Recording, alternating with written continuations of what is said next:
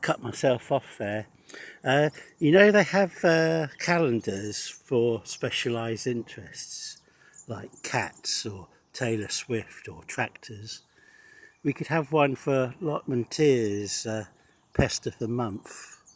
So March would be flea beetles, and what have we got? April will be pigeons, May will be slugs, June green fly, July black fly, August caterpillars, September squirrels. Now on my plot, I suppose the only thing since the last situation report was I dug my Hugelkultur hole and I filled it up again. Or I filled it up again, so we're now back at ground level. So I've got more stuff to go on. But I don't want to do that today because I've been working for the last 3 days and I need a day to recuperate both physically and mentally. So what I'm going to be doing today, I'm going to be harvesting my neighbour's compost heap, which I've been told repeatedly that I can do so. But I still worry about it, even though I keep on being told I can use it. So I'm going to do that today. And also, once we finish the Hugelkultur mound, which I'm hoping to work on tomorrow, the footpaths either side will be shot, even though I've been protecting them with weed control sheets. So I think we'll need to put down some more wood chips. So I'm going to go and collect some more wood chips today, if there's any left. Because sometimes they like just sit around and then like whoosh, a whole lot goes in one go. So I'll go and get those today. We'll see what the situation is. I have bought some shallots from Lidl. They were 8p a packet and I bought 6 packets. So I've got loads of shallots for 48p in total. But I need to remove all this soil first and put it on the Hugelkultur mound, which will be the first thing I'll be doing tomorrow. Oh, there's another hole down there. I don't know whether that's a fox digging for something. So the shallots will be going down. Then I'll be probably cutting the grass in my back garden to use as mulch. And then if there's any wood chips left, we might do the belt and braces, so have both the grass cuttings as mulch and also wood chips as well on the onion bed. If we're doing a little bit of soil left there on top there, then we're doing all the composty green things on top, and then we're topping with that a pile of soil there. This pile of soil to the side is sort of like surplus, well, either surplus or superfluous, whichever word you want to use. So I'll probably use that to make this bed bigger. This was originally going to be the garlic bed, which is why I never mulched it, but the garlic ended up being up there instead. So I'm not quite sure what to do here.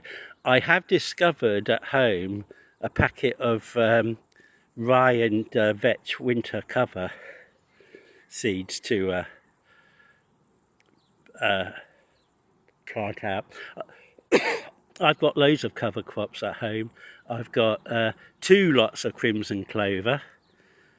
So, because I bought a second one, even though I hadn't actually finished or used much of the first one. I've got some buckwheat. I've got the rye and vetch, and there's a I've got chamomile as well. I'm not quite sure how much of that I've got or how far it goes. And then I might also have some red clover or Dutch white clover, but I'm not too sure about that. I haven't come across it at home, but I might come across it. So what I'm planning, as I've already decided last week that I'm going to be double digging this anyway and digging the mulch in, because I agree with 3 baskets living. You need to incorporate the wood chips, even though you suffer for a year with nitrogen depletion.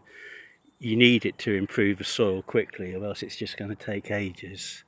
So as I'm going to be double digging in summer anyway, I may as well see whether I can sow these cover crops on top of the mulch, or maybe wiggle it in a little bit and see whether it grows better from being on top or underneath.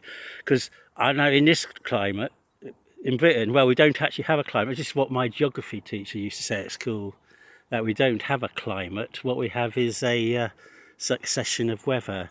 So it's still mild here. We've only had like 1 or 2 nights of frost here this winter so far, and we're clueless about when our last frost date is. It could be May, it could be February, it could be that we've already had it. So that's that. So I've covered the shallots, I've covered cover crops. Yeah, so just a reminder, we've already got some field beans in this bed, that bed and that bed. I'm not really expecting stuff to be coming through yet because it's like 2 inches of mulch on top. Similarly with the garlic, I'm not expecting that to come through for a long time. The only thing I'm surprised at is the onion. I can't see any signs of life here. I mean, there's one onion there, but that's like a leftover from last year that I just moved there to be sort of like out of the way, but with the other onions. So